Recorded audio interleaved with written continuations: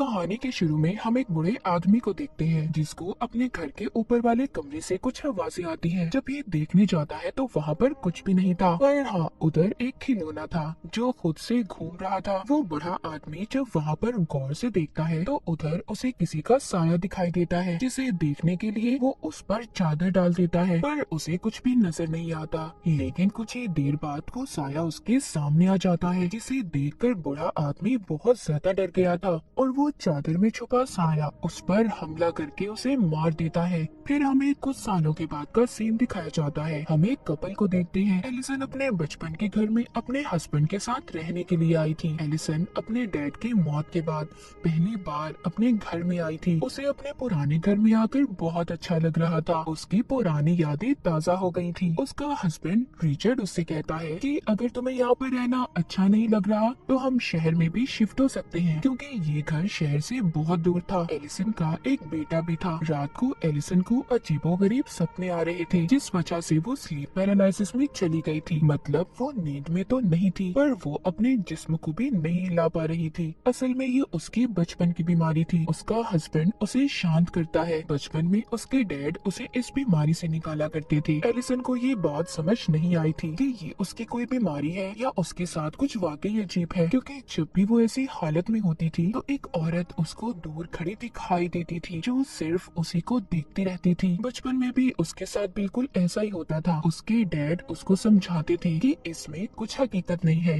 ये सिर्फ तुम्हारा वहम है और कुछ नहीं। और जब उसके डैड उसको सुलाकर चले जाते थे, इसको दोबारा से वही डरावने सपने आते थे। अब खैर सुबह को रिचर्ड जब ऑफिस जाने के लिए तैयार हो रहा था, तभी एलिसन टीवी में एक पैरानॉर्मल इन्वेस्टिगेटर को देखती है जो बता रहा था कि कैसे उसने एक आत्मा से बात करके इंसान की लाश को ढूंढ लिया है। उसे देखकर एलिसन भी मन ही मन सोचती है कि उसे भी इससे अपने केस के बारे में बात करनी चाहिए। अपने हस्बैंड रिचर्ड के जाने के बाद एलिसन अपने घर की सफाई करने लगी थी, जो वो किताबों को रख रही थी। तभी वो एक तस्वीर को देखती है जिसमें एक ब्राइड, दुल्हन और उसका हस्बैंड थे। एलिसन उन्हें देखकर नहीं पहचान पाती और उस तस्वीर को रखकर दोबारा से साफ सफाई करने लगती है। इसी बीच उसे वॉशरूम से पानी के चलने की आवाज आ रही थी। जब ये जाकर देखती है तो उधर पानी का टैप नलका खुला हुआ था और वॉश बेसिन में पानी भर गया था। ये टैप को बंद करती है और पानी निकालने के लिए हाथ डालती है तो उसे वॉश बेसिन में से किसी के कटे हुए बाल मिलते हैं, जिन्हें देखकर वो काफी हैरान हो गई थी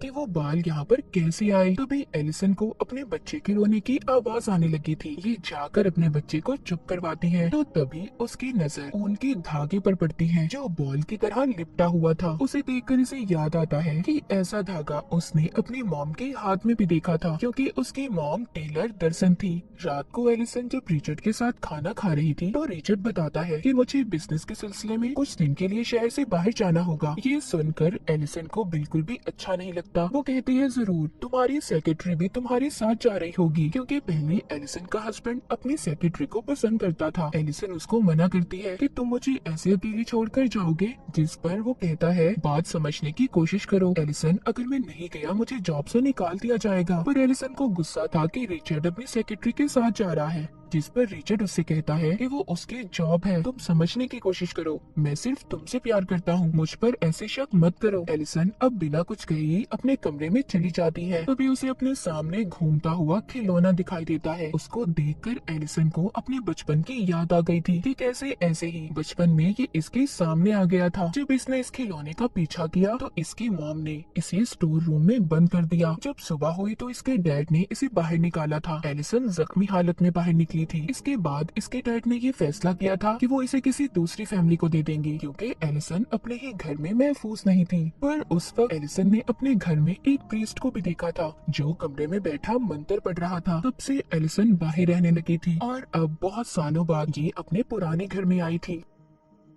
सुबह को एलिसन के पास रिचर्ड आता है और अपनी रात के बर्ताव पर माफी मांगता है और एलिसन को समझाता है। कहता है देखो समझो, ये बिजनेस ट्रिप मेरे लिए बहुत जरूरी है। एलिसन भी उसकी बात को मान गई थी और उसे जाने देती है। जिसके बाद हम रिचर्ड को उसके ऑफिस में देखते हैं, जो मीटिंग में अपनी ही सेक्रेटरी को देख रहा था। उधर घर में एलिसन बिल्कुल अकेली थी। वो रात को किताब पढ़ रही थी। अचानक से लाइट बंद हो जाती है। जब ये लाइट को ठीक करने जाती है तो उधर इसे अपने डैड का साया दिखाई देता है, जिसे देखकर एलिसन काफी डर गई थी और जल्दी से लाइट को ठीक करके चला देती है, पर वहाँ पर कोई भी नहीं था। जिसके बाद ये जल्दी से अपने बच्चे के पास जाती है, जिसको ये सही सलामत देखकर सुकून का सांस लेती है और फिर सोने चली जाती है। तभी थोड़ी देर बाद जब एलिसन की आंख खुलती है तो वो ये महसूस करती है कि अभी भी वो स्लीप पैरालिसिस में है। उसी वक्त उसे वॉकी टॉकी पर अपने बच्चे के कमरे में से आवाज आती है, जिसमें कोई कह रहा था कि वो उसके बच्चे को अपने साथ ले जाएगी। ये सुनकर एलिसन काफी डर गई थी। जब वो ठीक होती है तो अपने बच्चे के कमरे में जाती है और फिर रिचर्ड को कॉल करके इसके बारे में बताती है। रिचर्ड सुनकर कहता है कि ये तुम्हारा कोई वहम होगा, क्योंकि अक्सर तुम्हें डरावने सपने आते रहते हैं। रिलैक्स रहो और दवाई खाकर सो जाओ। रिचर्ड अभी भी अपनी सेक्रेटरी के साथ था। उधर अब रात को दोबारा से एलिसन को अपने ऊपर वाले कमरे से आवाज आती है और ये वही कमरा था जो हमने कहानी के शुरू में देखा था। मतलब यहाँ पर कुछ न कुछ तो जरूर था। इसको यहाँ से एक पुरानी टेप भी मिलती है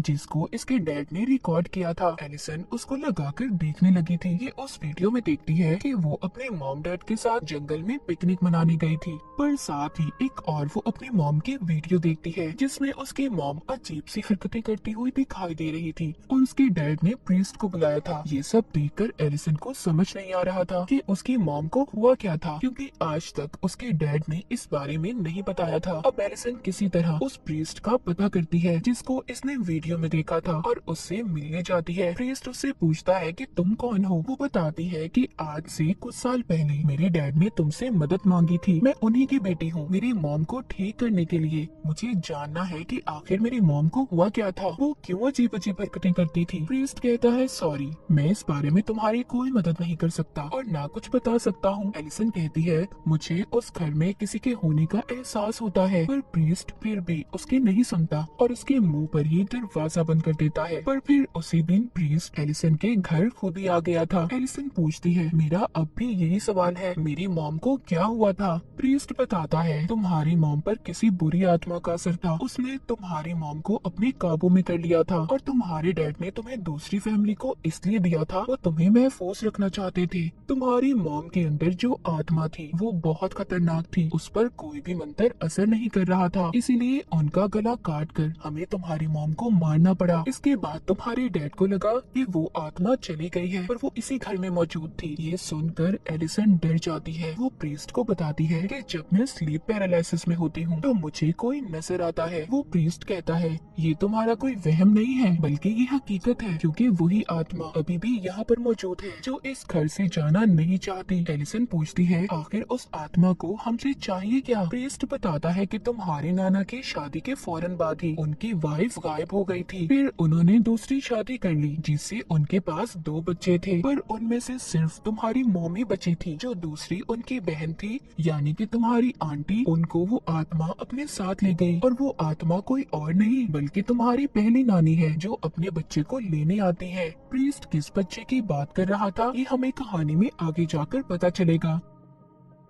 एलिसन को तभी प्रीस्ट के पीछे वही आत्मा नजर आती है जिससे वो डर कर उठ जाती है। वो प्रीस्ट से पूछती है इस आत्मा को यहाँ से कैसे बाहर निकाला जा सकता है। वो बताता है कि इसके लिए उसकी सभी चीजें जो उससे जुड़ी हुई हैं हमें उन्हें जलाना होगा। तभी वहाँ पर रिचर्ड भी आ गया था जो इन दोनों की बातों को सुन लेता है और उसे बेहद गुस्सा आता है। वो प्रीस्ट को जाने का कहता है क्योंकि रिचर्ड इन सब बातों पर यकीन नहीं करता था। उसे लग रहा था कि प्रीस्ट एलिसन को झूठी बातों में फंसा रहा है। इसके बाद प्रीस्ट उसके घर से चला गया था। तभी रास्ते में अचानक से उसकी गाड़ी बंद हो जाती है और उसके सामने वही आत्मा आ जाती है जो ब्राइड बनी हुई थी। ये वही ब्राइड दुल्हन थी जिसकी तस्वीर एलिसन ने भी देखी थी। असल में वो यहाँ पर आकर प्रीस्ट को डराना चाहती थी। तभी प्रीस्ट दुआ करता है और मंत्र बोलने लगता है, जिस दौरान उसकी गाड़ी का दरवाजा खुलता है। उसे वो फौरन बंद करता है मगर फिर से वो दरवाजा खुल गया था। अब प्रीस्ट काफी ज्यादा डर गया था, लेकिन तभी अचानक से वो आत्मा उस पर हमला करके उसे मार देती है। उधर एलिसन अपने कमरे में अब अपने बच्चे को भी ले आई थी। उसे तभी नीचे से आवाज आती है। ये प्रीस्ट को जाता हुआ देखती है। अजीब था ना, प्रीस्ट तो मर गया था, तो फिर ये कौन था। जब एलिसन उसके पीछे जाती है तो वहीं वो आत्मा उसे नजर आती है और उसे अपने साथ ले जाने लगी थी। जिस दौरान रिचर्ड जब उसके पास आता है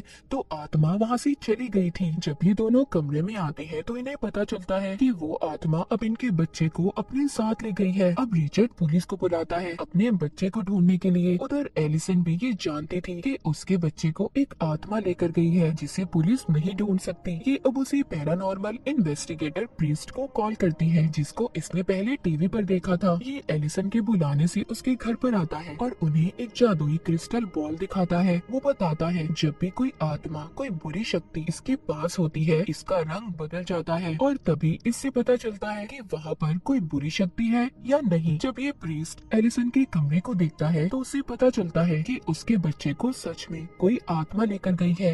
ये एलिसन को कहता है कि अगर तुम अपने बच्चे को वापस लाना चाहती हो तो तुम्हें उस आत्मा की दुनिया में जाना होगा, जिसके लिए एलिसन मान गई थी। रात को ही एलिसन के कमरे में मोमबत्तियां जलाकर अपना जादू शुरू करता है। जब प्रीस्ट आंखें खोलता है तो खुद को दूसरी दुनिया में पाता है जहाँ पर इसको वही आत्मा दिखाई देती है। उसके हाथ में एलिसन का बच्चा था। प्रीस्ट उस आत्मा से कहता है, देखो इस बच्चे को अगर तुमने वापस ना किया तो अच्छा नहीं होगा। पर अचानक से आत्मा गायब हो गई थी और प्रीस्ट दीवार पर एक शैतानी निशान को देखता है। असल दुनिया में प्रीस्ट आकर बताता है वो आत्मा तुम्हारी पहली नानी है जो डीमंस की पूजा किया करती थी। इसलिए एक दिन डीमन ने अपनी दुनिया से आकर उन्हें अपने काबू में कर लिया और जब ये बात तुम्हारे नाना को पता चली तो उन्होंने इसी घर में अपनी बीवी को जिंदा दफन करके मार दिया, जिस बात का बदला उनकी बीवी और वो डीमन मिलकर ले रहे हैं। जैसे वो पहले तुम्हारी मॉम की बहन को उठाकर ले गए थे, बिल्कुल ऐसे ही वो तुम्हारे बच्चे को उठाकर ले गए हैं। एलिसन कहती है कि आखिर वो बच्चों को क्यों ले जाती है। प्रीस्ट बताता है कि जब तुम्हारे नाना ने अपनी बीवी को जिंदा दफनाया तो वो माँ बनने वाली थी और इसी बात का बदला वो इस फैमिली के बच्चों को उठाकर पूरा कर रही है। रिचर्ड भी सभी बातें सुनकर परेशान हो गया था। वो प्रीस्ट से पूछता है अब हमें क्या करना होगा, हम अपने बच्चे को कैसे वापस ला सकते हैं। प्रीस्ट कहता है उस आत्मा की दुनिया में जाकर उससे लड़कर, और एलिसन ही इस काम को कर सकती है क्योंकि एक माँ की ताकत ही अपने बच्चे को बचा सकती है। ये कमरे में अब एलिसन को लिटा देते हैं और उसे लंबे लंबे सांस लेने का कहते हैं। ऐसा करते ही एलिसन दूसरी दुनिया में पहुंच गई थी जहाँ पर खुद वो एक बॉक्स में बंद पाती है। पर जैसे तैसे वो यहाँ से बाहर आकर अपने बचपन के कमरे में पहुंच गई थी जहाँ पर ये टीवी देख रही थी। वहीं पर इसके मॉम इसके पास आती है और इसको दिलासा देकर कहती है सब ठीक हो जाएगा। एलिसन जब ये कहती है कि मैं जानती हूँ ये हकीकत नहीं है, तभी जो इसकी मॉम थी वो असल रूप में आकर उसका गला दबाने लगती है। उधर जो प्रीस्ट था वो रिचर्ड से अपना बैग लाने का कहता है ताकि ये सही वक्त पर एलिसन को उस दुनिया से बाहर निकाल पाए।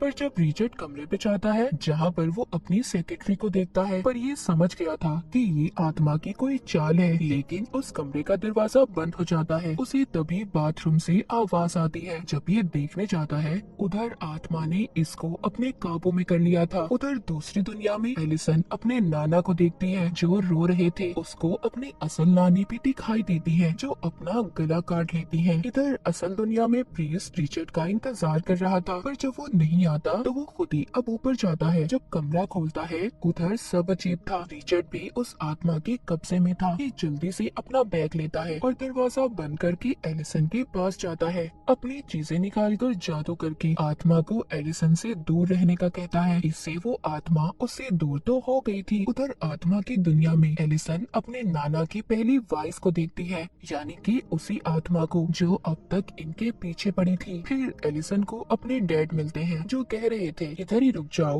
पर एलिसन कहती है नहीं, मैं यहाँ पर सिर्फ अपने बेटे को लेने आई हूँ। उसके डैड इसको आगे का रास्ता बताते हैं और कहते हैं अपना ख्याल रखना। जब ये आगे जाती है तो अपने नाना को देखती है जो अपनी वाइफ को ले जा रहे थे और कब्र खोदकर उसे दफना देते हैं। इसकी नानी कह रही थी कि मैं माँ बनने वाली हूँ, मुझे मत मारो, पर वो उसको दफना देते हैं। जब एलिसन ये देखती है तो सोचती है उसका बच्चा उसे यहीं पर मिलेगा। जब ये कब्र खोदती है तो इसे अपना बच्चा मिल गया था। ये अब उसको असल दुनिया में ले जाने की कोशिश कर रही थी। यहाँ पर जब वो असल दुनिया में जाने वाली थी तभी वो आत्मा उसको पकड़ लेती है और अगले ही पल हम देख पाते हैं एलिसन अब अपनी दुनिया में वापस आ गई थी। एलिसन अपनी आंखें खोलते ही कहती है क्या मैं अपने बच्चे को ले आई? प्रीस्ट कहता है नहीं, पर तुमने अच्छी कोशिश की थी। तभी ये बच्चे की आवाज को सुनते हैं। जब ये जाकर देखते हैं तो रिचर्ड अपने बच्चे को खिला रहा था। प्रीस्ट ये देखकर खुश हो गया था। था कि एलिसन की फैमिली अब पूरी हो चुकी है। कुछ वक्त के बाद दिखाया जाता है कि प्रिंस फिर से एलिसन की फैमिली से मिलने आया था। रिचर्ड उसको बताता है कि वो दूसरी जगह पर शिफ्ट हो रहे हैं क्योंकि वो दोबारा से अपनी वाइफ और बच्चे को मुसीबत में नहीं डाल सकता। प्रिंस घर के अंदर आकर एलिसन के बच्चे को देखता है पर उसे एलिसन कहीं पर भी नजर नहीं आ रही थी। प्रिंस को फिर से किसी के होने का एहसास होता है। वो वही क्रिस्टल बॉल एलिसन के बच्चे को खेलने के लिए देता है। तभी उस बॉल का रंग स्याह हो गया था। प्रिंस समझ गया था कि इस घर में बहुत ही खतरनाक ताकत है। तभी एलिसन उतर आती है और प्रिंस को कहती है वेलकम है तुम्हारा। उस पर हमला करके उसे मार देती है। जिसके बाद जब रिचर्ड घर में आता है तो वो प्रिंस की लाश को देखता है। उसे अपने बेसमेंट से आवाजें भी आ रही थी। जब भी वहाँ पर जाकर देखता है तो डीमन के हाथ में उसका बच्चा था और एलिसन पीछे से आकर इस पर हमला करके इसे मार देती है। असल में उस आत्मा ने एलिसन पर अपना कंट्रोल कब्जा कर लिया था और कोई भी इस घर से ना जा पाए, इसीलिए एलिसन के अंदर आकर सबको मार रही थी। अब आगे एलिसन और उसके बच्चे के साथ ये डेड ब्राइड क्या करेगी और इसी सस्पेंस के साथ ये कहानी यहीं पर खत्म हो जाती